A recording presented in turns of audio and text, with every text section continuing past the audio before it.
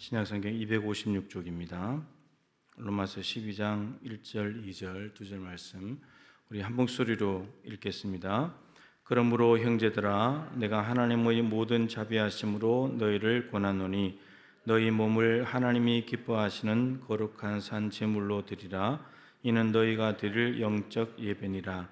너희는 이 세대를 본받지 말고 오직 마음을 새롭게 함으로 변화를 받아 하나님의 선하시고 기뻐하시고 온전하신 뜻이 무엇인지 분별하도록 하라. 아멘. 한 몸에 많은 지체라는 제목으로 강병희 전사님 말씀 전해주시겠습니다.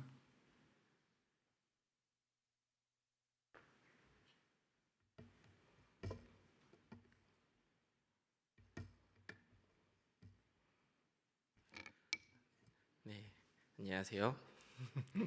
네, 오늘 또 여기 오신 모든 분들에게 하나님이 주시는 은혜와 평안이 가득하기를 기도합니다. 네, 좋은데요. 네, 잠깐 물 좀 마실게요.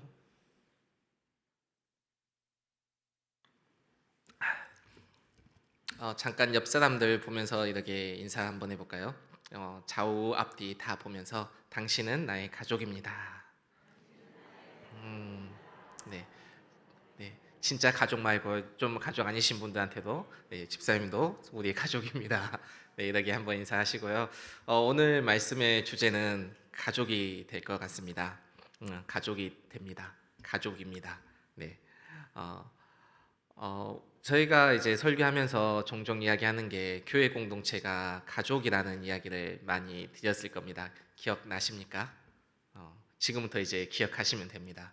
그래서 교회라는 거는 이제 예수님도 그렇게 얘기하시지만 가족이라고 이야기를 하십니다. 그래서 오늘 말씀을 통해서 왜 우리 교회가 가족이고 그리고 이런 가족 공동체로서 우리가 어떠한 공동체가 돼야 될지를 한번 고민해보고 함께 나누는 시간이 되기로 원합니다. 오늘 말씀에 보면 이제 시작이 이렇게 시작합니다. 그러므로 이 단어 그러므로라는 단어로 시작하는데요. 이 단어 자체가 별 의미가 없는 것 같은데 매우 큰 의미가 있는 단어입니다. 그러므로라는 것은 앞에서 이제 그래서 결론적으로 이런 의미가 갖고 있어요. 즉 지금 12장 1절을 시작하면서 그러므로라는 단어를 시작한다는 것은 앞에서 이야기했던 것들을 지금 결론을 내리면서 요약하며 거기에 맞춰서 이어서 설명하겠다라는 거죠. 그러면 우리가 먼저 알아야 될 게 있어요. 이 앞의 내용이 뭔 내용인지를 알아야 됩니다. 12장 1절은 이제 그러므로나 단어 시작하는데 이게 바로 앞에 있는 이야기만 말하는 게 아니라 로마서 1장에서 11장까지의 전체적인 이야기를 받는 거예요. 우리가 바울이 로마 교회에 있는 성도들에게 보내면서 1장부터 11장까지 많은 이야기를 합니다.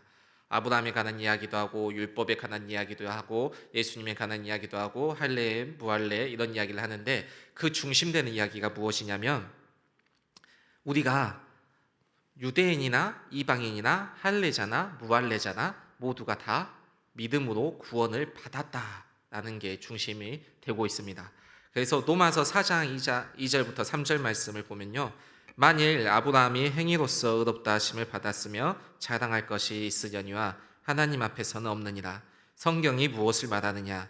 아브라함이 하나님을 믿음에 그것이 그에게 의로 여겨진 바 되었느니라. 라고 바울이 이야기를 합니다. 이 말은 아브라함이 믿음의 조상으로서 유대인들에게 매우 큰 의미를 갖는 사람인데 그 사람이 구원을 받고 의롭게 여김 받은 것은 다른 이유가 아니라 하나님이 아브라함이 그 믿음을 보았기 때문이라고 이야기를 합니다. 즉 그리고 이 믿음으로 보았다라는 이 말씀이 창세기 이제 15장 6절의 말씀을 그대로 인용한 건데요. 아브라함뿐만 아니라 이제 그의 후손이라고 칭할 수 있는 모든 사람들이 믿음으로 이제 의롭게 여김을 받았다, 즉 구원을 받았다라는 것을 바울은 이야기를 하고 있습니다. 그리고 몇 주 전에 제가 수요일 날 또 이야기하면서 그 믿음은 하나님이 주셨다라는 것도 그때 이야기를 했었는데, 즉 바울이 이야기하는 것은 뭐 우리가 하나님을 믿게 되고 구원을 받고 의로움을 받고 하나님의 자녀가 된 이 모든 것이 하나님이 주신 은혜라는 거예요. 그래서 그 은혜 받은 자로서 우리는 이제 이렇게 해야 된다라는 걸 말하기 위해서 그러므로라는 단어를 이제 쓰는 겁니다. 그래서 바울은 우리가 구원받은 자로서, 하나님의 자녀된 자로서, 하나님으로부터 은혜를 받은 자로서 이제 우리가 이렇게 살자라고 권면하는 거예요. 그런 의미 속에서 한번 1절 말씀을 제가 다시 한번 봉독하여 드리겠습니다. 그러므로 형제들아, 내가 하나님의 모든 자비하심으로 너희를 권하노니 너희 몸을 하나님이 기뻐하시는 거룩한 산 제물로 드리라. 이는 너희가 드릴 영적 예배니라. 바울은 우리가 은혜 받은 자로서, 구원받은 자로서 이제 영적 예배를 드리라고 이야기합니다. 고차원적인 예배를 우리가 드려야 된다는 것을 이야기하는 거죠. 성전에서만 드리는 그러한 제사, 예배, 이게 아니라 우리가 이제 영적으로 드려야 될 예배를 이야기합니다. 그리고 그 예배가 뭐냐면 그 앞에 나옵니다. 너희 몸을 하나님이 기뻐하시는 거룩한 산 제물로 드리라. 우리의 몸을 이제 하나님께 뭘로 드려요? 산 제물로 드리라고 이야기를 하고 있습니다. 즉 이제부터 우리가 구원받은 자로서 합당하게 예배를 드려야 되는데, 그 예배가 뭐냐면 나의 몸을 산 제물로 드리는 것을 말하는 겁니다. 이제부터 우리가 이제 예배가 의무 사항이 되는 거예요. 우리에게 구원을 받았기 때문에, 구원을 받기 위해서 예배를 드리는 게 아니라 구원받은 자로서 예배를 드리는 거예요. 이것을 분명히 하셔야 돼요. 우리가 이 순간에 여러분들이 교회에 와서 예배 드리는 이유가 무엇이 되어야 되냐면, 내가 하나님으로부터 구원을 받았기 때문에 이제 하나님께 감사함으로 예배를 드리는 게 돼야 돼요. 예배라는 것은 이제 우리에게는 그런 의미가 있어야 되는 거예요. 그럼 주일날이나 우리가 기타 모든 예배가 드리는 예배가 우리에게 의미가 달라져야 돼요. 감사함이 먼저 기본적으로 깔리는 겁니다. 하나님이 나를 구원해 주셨기 때문에. 그리고 그러한 의미 속에서 예배가 드려지는데, 그 예배를 드릴 때 우리의 몸이 산 제물이 되어야 된다는 것을 오늘 이야기합니다. 이와 관련해서 이제 예수님의 가르침에 이런 것들이 나오는데요. 마태복음 7장에 보면 이제 예수님이 좁은 문, 그 구원의 길을 이야기하면서 구원의 길은 좁은 문이다, 힘들다라는 이야기를 하면서 그 밑에 거짓 선지자들과 진짜 선지자들을 구별하는 법에 대해서 이야기를 합니다. 그 방법이 무엇이냐면 그들이 보여주는 열매를 통해서 그들이 진짜인지 가짜인지를 알 수 있다라고 이제 제자들에게 알려주죠. 똑같은 말이에요. 우리가 구원받은 자로서 합당하게 구원받은 자라면 우리가 이제 무엇을 하냐? 예배를 드린다는 거예요. 하나님께 감사하는 예배를, 우리의 몸을 산 제물로 드리는 그 예배를 드리는 사람들이 되어야 된다는 거죠. 똑같은 겁니다. 예수님이 제자들에게 열매를 맺으라고, 합당한 구원받은 자로서 예수님의 제자로서 열매를 맺으라고 하는 것은 우리 보고 똑같이 예배를, 이러한 바울이 얘기하는 예배를 드리는 것 똑같은 겁니다. 그러면 이제 이 살아있는 우리가 산 제물이 되어서 예배를 드려야 되는 거잖아요, 우리 몸을. 근데 이제 한번 이제 어느 정도 성경 아시는 분들이라면 이런 질문을 가끔 던집니다. 구약에서 하나님이 명령을 하십니다. 무슨 명령하냐면 살아있는 자녀들을 제물로 드리는 그러한 이방신을 섬기는 행위를 하지 말라라고 이야기를 합니다. 그럼 오늘 바울을 통해서 하나님이 로마서에서 이야기하는 이 말씀은 하나님 말씀과 구약의 말씀과 이게 상반되는 이야기일까요? 이러한 이야기 때문에 가끔씩 사람들이 그 얘기를 합니다. 신약과 구약이 다르다. 예수님은 구약을 고치러 오셨다. 이런 얘기를 하는데 오늘 그게 오해라는 것을 우리가 생각해 봐야 됩니다. 레위기에서 이렇게 이야기합니다. 너는 결단코 자녀를 몰렉에게 주어 불로 통과하게 하므로 내 하나님의 이름을 욕되게 하지 말라. 그리고 신명기 8장 10절에서 그의 아들이나 딸을 불 가운데로 지나게 하는 자나 점쟁이나 기중을 말하는 자나 요술하는 자나 무당이나. 지금 이 두 구절이 무엇이냐면 아까 말씀드린 하나님 산 제물을 드리지 말라는 것을 이야기하는데, 가나안 땅에 이러한 이방신을 섬기는 문화 중에 자신들의 자녀를 제물로 드리는, 산 제물로 드리는 문화가 있었어요. 그리고 그런 문화에 대해서 하나님 분명히 하지 말라고 합니다. 그런데 오늘 말씀에서는 어떻게 해요? 영적 예배를 뭘로 드리라 해요? 우리의 몸으로 산 제물로 드리라고 합니다. 그래서 성경은 뒤에를 잘 꼼꼼히 읽어봐야 돼요. 우리나라 말도 뒷 얘기를 잘 들어봐야 되잖아요. 그런데 성경은 더 그게 심해요. 더욱더 성경을 읽을 때는 항상 앞과 뒤를 항상 확인하면서 읽으셔야 돼요. 앞에서 무슨 말을 했는지, 뒤에서 무슨 말을 하고 있는지, 그리고 그 사이에서 본문이 어떤 이야기를 하고 있는지. 예수님의 가르침 중에 그게 있습니다. 내가 평안을 주러 오지 않느냐, 내가 검과 분쟁을 주러 오셨다라는 이야기를 합니다. 검을 주러 오셨다라고 이야기를 합니다. 그 말만 들으면은 예수님은 전쟁을 일으키기 오신 분이에요. 그죠? 근데 앞뒤의 내용을 보면 그게 뭐예요? 하나님의 나라에서 하나님의 뜻대로 살아가려면 검을 들고 싸우는 것처럼 힘을 내 싸워야 된다는 거예요. 세상의 겁과 그런 의미 속에서 하는 말입니다. 그런 의미 속에서 오늘 말씀을 보면 뒤에 구절을 한번 보겠습니다. 그래서 12절의 말씀입니다. 너희는 이 세대를 본받지 말고 오직 마음을 새롭게 함으로 변화를 받아 하나님의 선하시고 기뻐하시고 온전하신 뜻이 무엇인지 분별하도록 하라. 1절에서 영적 예배를 드리는데 나의 몸으로 산 제물, 나를 산 제물로 드려서 예배를 드리는 그 예배인데 그 예배가 뭐냐면 이 세대를 본받지 않는 거예요. 나를 죽이는 게 아니라 이 세대를 본받지 않는 거고, 그리고 마음을 새롭게 함으로 변화를 받아 하나님의 선하고 기뻐하시고 온전한 뜻이 무엇인지 분별하면서 그것대로 살아가라는 것을 이야기합니다. 즉 지금 로마서 12장 1절에서 말하는 영적 예배, 우리가 우리의 몸을 산 제물로 드리는 그 예배는 무엇이냐면 우리의 삶을 통한 예배예요. 우리가 삶을 올바르게 하나님이 기뻐하시고 하나님이 선하게 여기시는 그 삶을 살아가라는 것을 이야기합니다. 즉 이제부터 우리는 뭘 해야 돼요? 구원받은 자로서, 은혜 받은 자로서 우리의 삶을 변화시켜 가야 돼요. 어떤 식으로 오냐면 하나님이 기뻐하시고 하나님이 선하게 여기시고 하나님이 온전하게 여기는 삶을 우리가 이제 살아야 됩니다. 우리가 하나님의 은혜 받기 전에는 어떻게 살았어요? 하나님의 뜻이 아닌 내 뜻으로 내가 판단해서 내가 하고 싶은 대로 살았다는 거예요. 그것을 이제 하나님께 은혜 받은 자로서, 구원받은 자로서 이제 삶을 변화시켜야 된다는 것을 이야기합니다. 그러면서 이제 3절의 말씀입니다. 내게 주신 은혜로 말미암아 너희 각 사람에게 말하노니 마땅히 생각할 그 이상의 생각을 품지 말고 오직 하나님께서 각 사람에게 나누어 주신 믿음의 분량대로 지혜롭게 생각하라. 이제 우리가 하나님의 선하신 뜻에 따라서 그 뜻을 맞추어서 우리의 삶을 변화시키는데 하나님께서 그냥 변화시키라는 게 아니라 우리에게 각자 분량이 맞는 대로 주신 은혜가 있대요. 각자에 맞게끔 주신 것이 있대요. 그래서 바울은 이렇게 얘기하는 거예요. 내게 주신 은혜로 말미암아. 바울은 자기 자신은 자신이 은혜 받은 것을 가지고 자신의 은혜가 자기에게 주어진 은사로 지금 이렇게 말을 한다는 거예요. 그리고 우리에게 마땅히 그 이상을 생각하지 말고 우리에게 주어진 그 은혜의 분량대로 살아가라 합니다.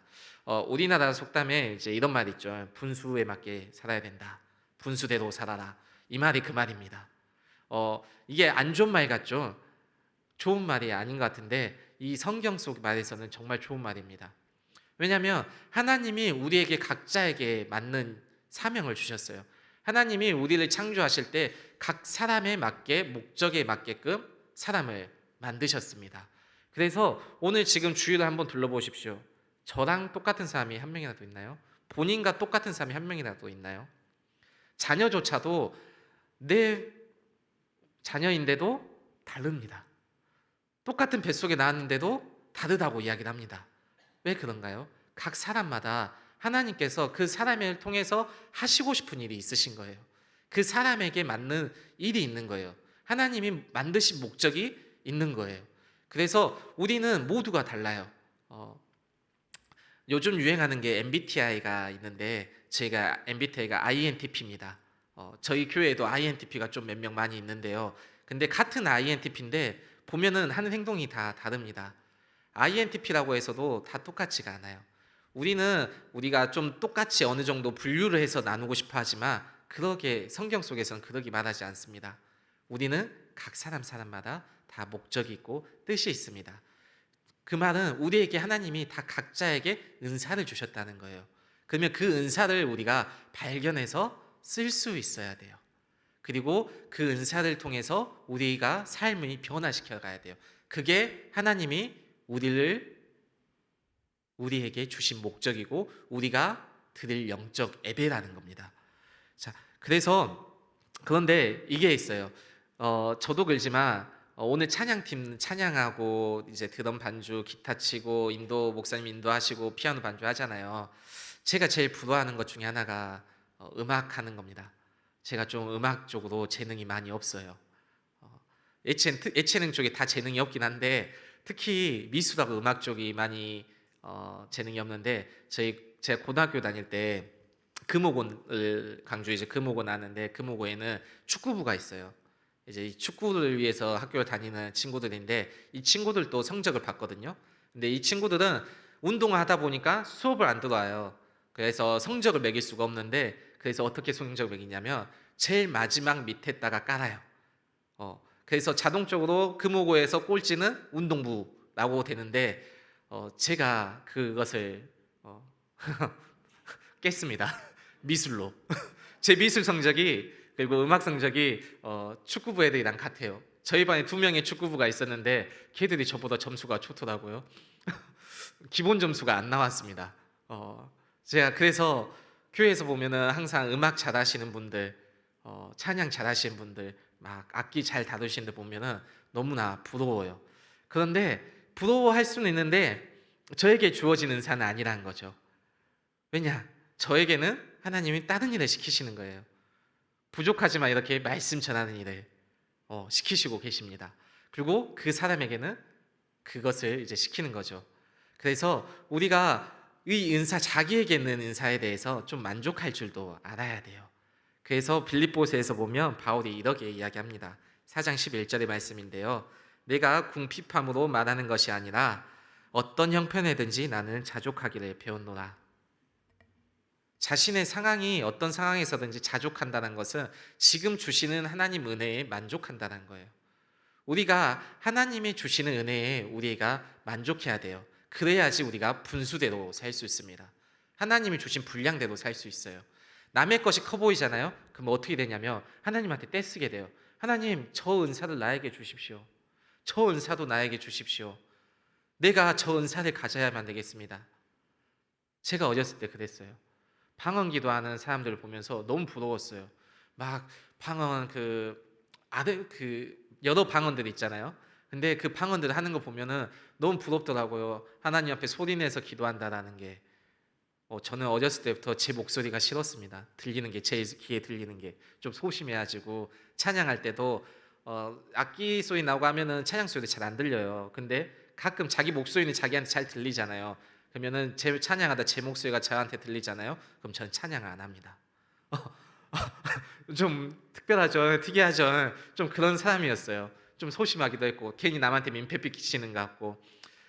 근데 그렇다 보니까 기도할 때도 제가 목소리 내서 기도하는 걸 잘 못했어요. 지금도 좀 못합니다. 앞에서 저 기도 열심히 할 때 잘하죠.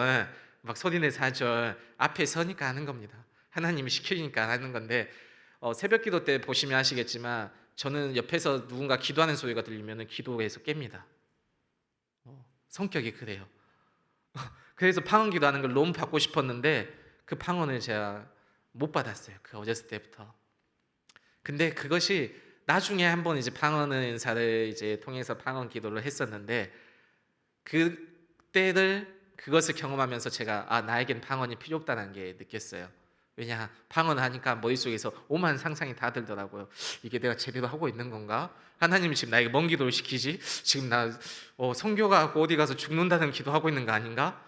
이런 상상이 들더라고요. 그러면서 통역의 은사를 달라 했는데 이 통역의 은사를 받아서 통역을 하는데 그때도 또 오신 분들 이게 내가 맞게 하고 있는 건가?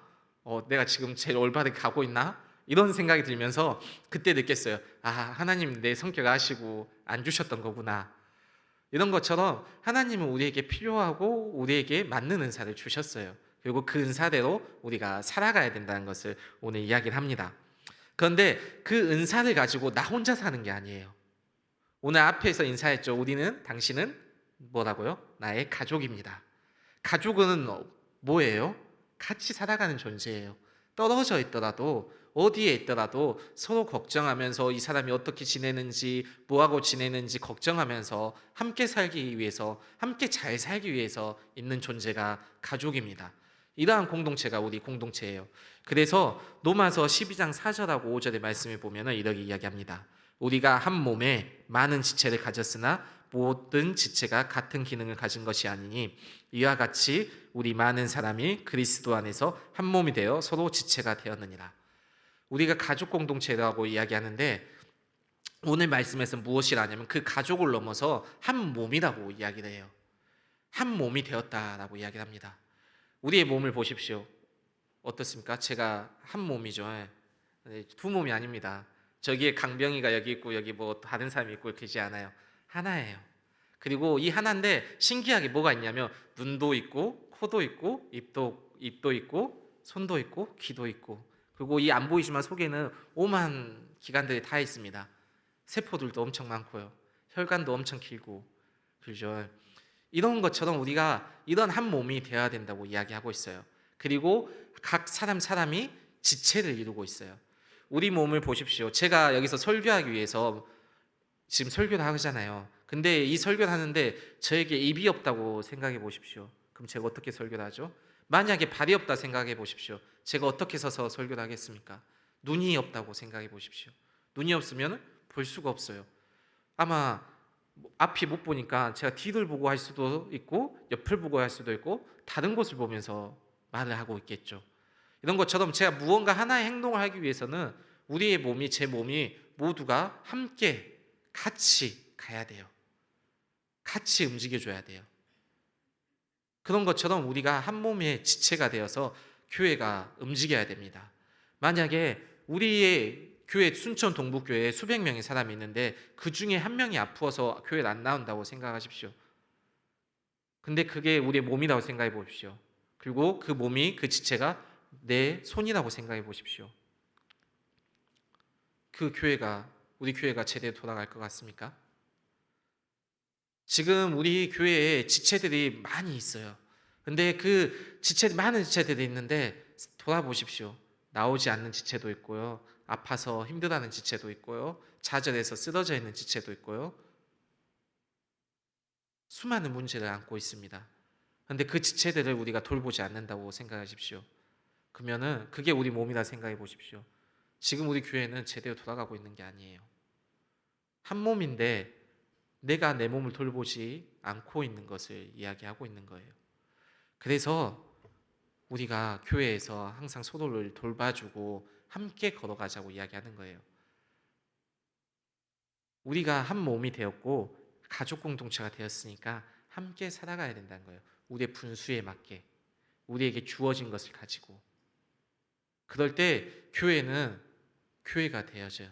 하나님의 온전한 나라가 될 수 있어요. 그러면 어떤 역사가 일어나냐면 사람들이 보고 몰려와요.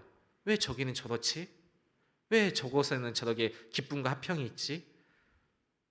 왜 저곳에는 저러한 능력이 나타나지? 왜 그럴까? 라게 생각하면서 교회가 몰려오게 돼요. 그래서 우리는 교회 안에서 먼저 우리가 우리의 받은 은혜를 가지고 함께 살아가는 것을 연습하고 노력하고 시행해야 돼요. 저희 교회 표 지금 보이시죠? 이제 뭐가 있어요? 떠나라, 가라, 복이 되라. 여기서 마지막 말씀이 뭐예요? 복이 되라라는 말씀입니다. 이게 우리가 교회에서 살아가는 이유 중에 또 하나예요. 하나님이 우리에게 은혜를 주셨잖아요. 그 은혜로서 우리가 이제 영적인 예배를 우리의 몸을 산 제물로 드리는 예배를 드리는데 그 예배를 드림으로 인해서 뭐가 되냐면 복이 흘러가는 거예요. 복이 우리에게 온 복이 흘러가는 거예요. 그렇다면 이 복을 처음 어디서부터 흘리는 거냐? 교회 안에서 흘리는 거예요. 왜? 그게 쉬우니까. 생각해 보십시오. 저라는 사람이 세상에 많은 사람들이 살아가잖아요. 근데 그 중에 제가 구원을 받았어요. 하나님부터 은혜를 받아서 이제 구원을 받았어요. 그러면은 세상 속에서 강병이 나는 저 한 사람이 바뀐 거예요. 근데 그 한 사람이 그 세상 속에 가서 혼자 그렇게 살아가면 어떻게 돼요? 뭔 소리 들릴 것 같아요? 미친놈 소리 듣죠. 다 다르게 사는데 너만 왜 그렇게 사냐? 그래서 교회의 기독교인들이 세상에 살아갈 때 힘든 게 뭐냐면 그거예요. 야, 봐라. 사람들 다 적당히 하고 살잖아. 너만 왜 그래? 이 소리 듣는 이유가 그거예요. 그런데 교회에 와보십시오. 교회에 오면은 다 똑같아요. 왜? 다 자기가 죄인이었는데 하나님의 은혜로 구원받은 자로서 그 감사함으로 나왔어요. 그래서 그 감사함에서 살아가는 게 전혀 이상하지 않아요. 저희가 교회에서 기도할 때 방언 기도하고 하는 거 이상합니까? 근데 세상에 나가서 저기 순천역에 가서 방언 기도해 보십시오. 사람들이 신고해요. 정신병자 탈출했다고. 찬양 기뻐서 눈물 흘리면서 막 찬양하는데 교회 안에서는 어때요? 당연해요. 야, 기쁘지 않냐? 함께 박수 치고 막 밖에서 보면 정말 이상해요. 근데 순천역 같은 데 가서 하면은 잡혀가요.